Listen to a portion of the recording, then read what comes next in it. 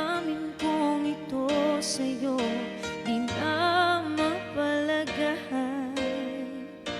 Tinatanong nitong aking puso, bakit biglang nagbago ka? Ako ba'y nagkulang sa iyo? Sayang lang